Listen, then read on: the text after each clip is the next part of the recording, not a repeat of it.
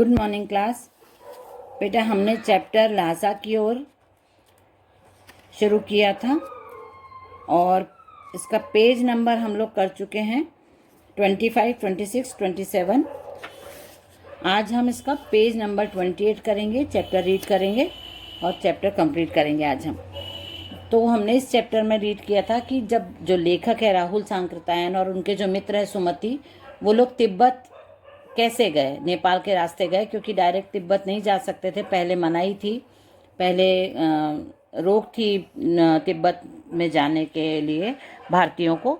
तो वो लोग भिखारी का वेश बना के, क्योंकि लेखक को घूमना भी था और जो उनके मित्र थे मंगोलियन थे, तो उनके लिए कोई दिक्कत नहीं थी वहाँ जाना। तो उनके साथ लेखक वहाँ पे गए, नेपाल के रास्ते तिब्बत उनको घूमना था। तो वो वहाँ पे गए, वहाँ पे देखा कि कैसे लोग रहते हैं और वहाँ पे कोई डर की बात नहीं है, लोग अच्छे से व्यवहार करते हैं, आपको मदद करते हैं। फिर ऐसे करते दूसरे गांव में वो लोग गए। तो हमने कल पढ़ा था, पिछली क्लास में हमने पढ़ा था कि वो रास्ता भूल जाते हैं लेखक, और उनके जो मित्र हैं वो आगे निकल जाते हैं और जिस गांव में उनको लंकोर गांव में जाना था तो वो दूसरी जगह चले जाते हैं। फिर 1-1.5 घंटा बाद वो अपने मित्र से मिल पाते हैं। धीरे उनका घोड़ा उनको परेशान करता है, घोड़ा सही नहीं होता। ये सब हमने पिछली क्लास में पढ़ा था। अब हम आज रीड करेंगे कि जब वो लंकोर पहुंच गए उसके बाद उन्होंने फिर वहाँ पे भी उनके जो सुमति के जो यजमान वगैरह थे उन्होंने अच्छे से स्वागत किया, अच्छे से बातचीत की, खाना वाना खिलाया। उसके बाद अब ये दूसरे जगह जब जा रहे हैं, अब हम तिंगरी के विशाल मैदान में थे जो पहाड़ों से घिरा टापू सा मालूम होता था, जिसमें दूर एक छोटी सी पहाड़ी मैदान के भीतर दिखाई पड़ती है। उसी पहाड़ी का नाम है तिंगरी समाधि गिरी। उस पहाड़ी का नाम क्या है? तिंगरी समाधि गिरी। ये आपको अंडरलाइन कर लेना, ये आपको क्वेश्चन में आ सकता है कि उस पहाड़ी का नाम क्या था। जो जहाँ पे ये लोग गए थे उस गांव पे जो जिस पहाड़ी पे था उस पहाड़ी का नाम था तिंगरी समाधि गिरी। आसपास के गांव में भी सुमति के कितने भी यजमान थे, कपड़े की पतली पतली चीरी बत्तियों के गंडे खत्म नहीं हो सकते थे, क्योंकि बोध गया से लाए कपड़े के खत्म हो जाने पर किसी कपड़े से बोध गया का गंडा बना लेते थे। जो लोग वहाँ के थे वो भगवान बौद्ध धर्म को मानते थे, और वो जैसे हमारे यहाँ हिंदू धर्म में हाथ में नाड़ा या मौली बांधने की परंपरा, हम किसी भी भगवान के नाम से रक्षा सूत्र जिसको बोलते हैं, जो नाड़ा या हम जो हाथ में कलावा बांधते हैं, कलावा बोलते हैं, मौली बोलते हैं, नाड़ा बोलते हैं। तो ऐसे ही वहाँ पे क्या बोला जाता है, इस चीज़ को गंडा बोला जाता है। जो बोध गया से कपड़े आते हैं उनकी छोटी छोटी पतली पतली रस्सियाँ बना के उनको घुमा घुमा के और उनको पतला बारीक करके गोल गोल रोल करके उनका गंडा बनाया जाता है। जैसे हमारे यहाँ मौली रहती है, हाथ में कलावा जो बांधने का रहता है, उसको आप लोगों को मालूम ही होगा, पूजा के बाद बांधा जाता है, आप लोगों के घरों में भी होता होगा। तो ये हमारे हिंदू धर्म में बांधने की परंपरा, हम उसको रक्षा सूत्र के रूप में बांधते हैं कि किसी भी भगवान के नाम से बांधा जाता है, ये भगवान हमारी रक्षा करेंगे। तो ऐसे ही वहाँ पे बौद्ध धर्म को मानने वाले लोग हैं जो बौद्ध गया से आए हुए कपड़ों को गंडे के रूप में अपने हाथ में बंधवाते हैं। तो जो ये सुमति हैं जो मंगोलियन हैं और ये धर्म का ज़्यादा ज्ञान रखते हैं, इसलिए लोग वहाँ पे इनको अपने धर्मगुरु के रूप में या अपने जजमान के रूप में, यजमान जो पूजा करवाता है और जो पूजा करने वाला होता है उसको जजमान बोलते हैं, तो जजमान के रूप में माना जाते हैं वो। तो वहाँ पे भी उनको बहुत सारे, हर गांव में उनके मानने वाले यजमान थे। तो उनको ऐसी इच्छा थी, वह अपने यजमानों के पास जाना चाहते थे। मैंने सोचा ये तो हफ्ता भर उधर ही लगा देंगे। मैंने उनसे कहा कि जिस गांव में ठहरना हो उसमें भले ही गंडे बांध दो, मगर आसपास के गांव में मत जाओ, इसके लिए मैं तुम्हें लहासा पहुंचकर रुपए दे दूंगा। अब जो लेखक के मित्र हैं उनको ऐसा लग रहा था कि मुझे जाना चाहिए आसपास के गांव में। तो वो क्या होता है ना कि जैसे हमारे यहाँ भी आपने देखा होगा, आप मंदिरों में जाते हो, फिर आप वो बंधवाते हो मौली या फिर कलावा बंधवाते हो हाथों में, फिर पंडित को आपको पैसे देना होता है। तो इसी प्रकार उनके पास भी कुछ पैसे एकत्रित हो जाते हैं, वो भी कुछ मंत्र वंत्र बोल के और आपके हाथ में नाड़ा बांध देते हैं, ये सब होता है। तो वहाँ पे भी उनको लगा सुमति को कि मैं भी गांव गांव में जाता हूँ और लोगों को ये गंडा बांधूंगा तो उनको भी कुछ ना कुछ रुपए मिल जाते। लेकिन फिर लेखक ने बोला कि लेखक को लगा कि यदि ये जाते हैं तो ये तो फिर एक आध हफ्ते में आएंगे, तो बहुत ज़्यादा टाइम चला जाएगा।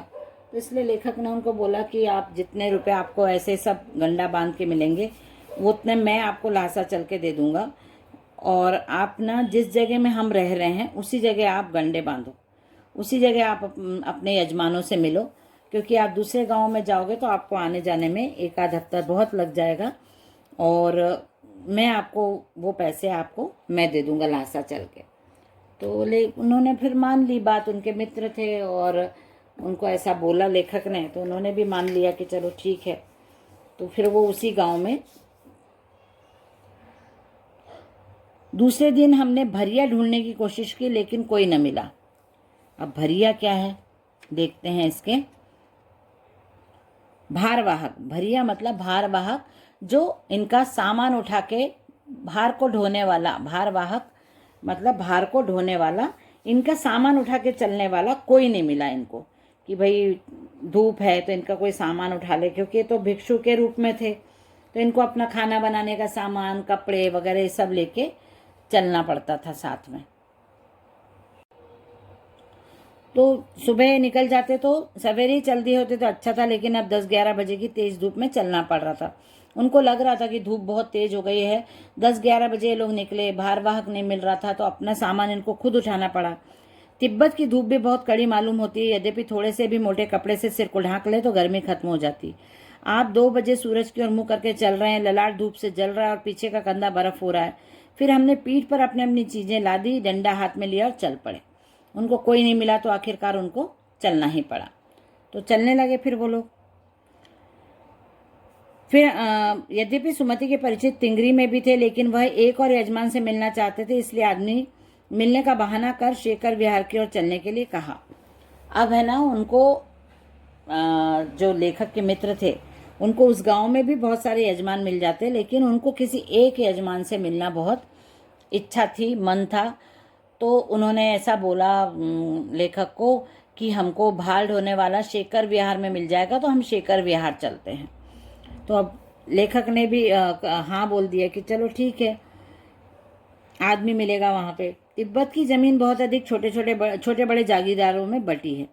इन जागीरों का बहुत ज़्यादा हिस्सा मठों के हाथ में है। अपनी अपनी जागीर में हर एक जागीरदार कुछ खेती भी खुद भी कराता है, जिसके लिए मजदूर बेगार में मिल जाते हैं। अब वहाँ पे ऐसा बताया तिब्बत में कि खेती जो होती है और जो जागीरदार होते हैं वहाँ के, उनके अपने पास अपनी अपनी खेती होती है। तो खेती में से कुछ तो वो लोग खेती करवाते हैं मजदूर बुला के, और कुछ जमीन वो लोग मठ में दे देते हैं। मठ मतलब आश्रम वगैरह जो रहते हैं, और जैसे ऐसी जगह जहाँ जो धार्मिक जगह होती है, धार्मिक काम होते हैं, मंदिर होते हैं, लोगों के खाने की ठहरने की व्यवस्था होती है, प्रवचन होते हैं, और वो किसी संस्था या फिर सरकार की जमीन, सरकारी या अर्ध सरकारी मतलब सेमी गवर्नमेंट या फिर जो संस्था के द्वारा चलाई जाती है ऐसी जगह, उनको हमारे यहाँ आश्रम वगैरह बोलते हैं। वहाँ पे मठ बोला जाता है, ठीक है। तो मठों के हाथ में ऐसी जमीन जागीरदार दे देते हैं, और अपनी जो थोड़ी बहुत जमीन रहती है उस पर खेती भी करवाते हैं, और खेती के लिए मजदूर वहाँ पे मिल जाते हैं। खेती का इंतजाम देखने के लिए वहाँ कोई भिक्षु भेजा जाता है, जो जागीर के आदमियों के लिए राजा से कम नहीं होता। तो जो खेती करवाते हैं जागीरदार, वो उनसे करवा तो लेते हैं मजदूरों से, लेकिन खेती की मजदूरों को देखने के लिए वहाँ पे भिक्षु भेजे जाते हैं। भिक्षु मतलब जो मठों में रहते हैं और वहाँ के मठों में रहने वाले रहते हैं, और मजदूर उनको बहुत राजा के जैसा मानते हैं, क्योंकि एक तो वो लोग भिक्षु रहते हैं, धार्मिक धर्म को जानने वाले लोग रहते हैं, सबसे अलग रहते हैं, और सामान्य लोगों की तरह नहीं रहते हैं। दूसरा, वो मजदूरों का काम देखने जाते हैं, तो मजदूर उनसे थोड़ा सा डर के भी रहते हैं, राजा के जैसे सम्मान भी करते हैं उनका। तो जो शेखर जो मठ था जहाँ पे सुमति ने बोला था चलने के लिए, शेखर की खेती के मुखिया भिक्षु बड़े भद्र पुरुष थे, वहाँ उनसे मिलना था सुमति को। शेखर विहार जहाँ जो ऐसे मठ रहते हैं उनको विहार का नाम दिया जाता है। बहुत सारे आप कभी तिब्बत के बारे में जानोगे या फिर जो बौद्ध धर्म को मानने वाले लोग रहते हैं, इनके जो मठ रहते हैं इनके नाम विहार के नाम से ही रहते हैं। इसी तरह का एक नाम हमने यहाँ पे पढ़ा, शेखर विहार।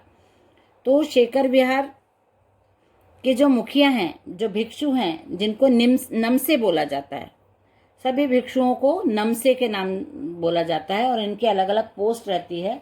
जो मठ में रहते हैं बहुत सारे भिक्षु रहते हैं नमसे, इनको अलग अलग सीनियरिटी रहती है। जो नए रहते हैं वो जूनियर रहते हैं, इनके अलग अलग काम रहते हैं, अलग अलग इनके कार्य प्रणाली रहती है।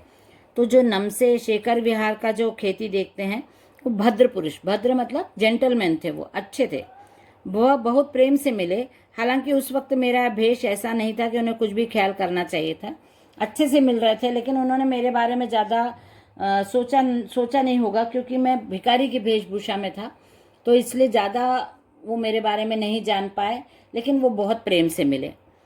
यहाँ एक अच्छा मंदिर था जिसमें कंजूर बुद्ध वचन अनुवाद, जो बौद्ध धर्म की जो किताबें हैं उनका अनुवाद किया हुआ, जिनको कंजूर बोलते हैं, वो रखी हुई थी, हस्तलिखित मतलब हाथ से लिखी हुई 103 पोथियां रखी हुई थी। 103 किताबें वहाँ पे रखी हुई थी।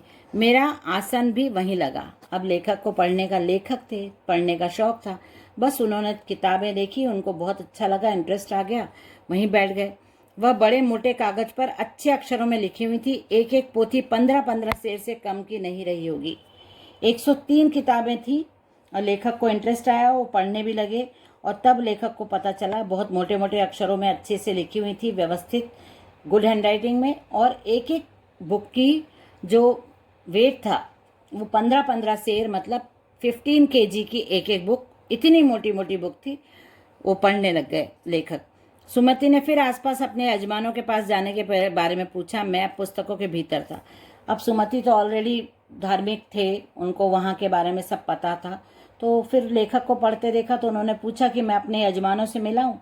तो लेखक को तो पढ़ने में इंटरेस्ट था, तो उन्होंने बोला हाँ हाँ आप जाओ। फिर मेरे लेखक को लगा कि अब ये तो 2-3 दिन में लौटेंगे, तब तक मैं सब किताबें पढ़ लूँगा। मैंने समझा 2-3 दिन लगेंगे, लेकिन वह उसी दिन दोपहर बाद चले आए, क्योंकि उनको ज़्यादा कोई मिला नहीं होगा वहाँ पे गांव में। तो वो दोपहर के बाद आ गए थे। फिर लेखक ने, तिंगरी गांव वहाँ से दूर नहीं था, तो उन्होंने सामान पीठ पे उठाया और भिक्षु नमसे से विदाई लेकर चल पड़े। फिर से वो भिक्षु नमसे से मिले, उनसे विदाई ली और वो लोग चल दिए, क्योंकि पास में ही गांव था, तो वो लोग वहाँ से चल दिए। तो पेज नंबर 28-29 हमने ख़त्म किया। इस तरह हमारा पाठ ये वाला ल्हासा की ओर यात्रा वृतांत है, ये आज ख़त्म हो जाता है। अब नेक्स्ट क्लास में हम इसके क्वेश्चन आंसर कर लेंगे। आप लोग कल कॉपी पेन निकाल के रखिएगा। और ये पाठ ख़त्म होने के बाद मैं आपको ग्रामर पोर्शन का पत्र वगैरह क्या वो रहते हैं फॉर्मेट, वो एक्सप्लेन करूँगी, है ना। उसके बाद हम आपको कॉपी में आप 2 पत्र 2 निबंध ये सब कंप्लीट करके अच्छे फेयर रूप में लिख के रखो, जिससे जब हमारा स्कूल स्टार्ट होगा जून में, तो आपको ये वाला पोर्शन जो क्वार्टरली का रहेगा ना, वो रेडी रहेगा आपके पास। पत्र, निबंध और अनुच्छेद, ये तीनों चीज़ें आपके पास रेडी रहेंगी। तो आपको बहुत सारा रिटर्न वर्क फिर नहीं करना पड़ेगा, क्योंकि ये पोर्शन हम ग्रामर का कंप्लीट कर लेंगे। ठीक है, चलिए नेक्स्ट क्लास में मिलते हैं। बाय बेटा।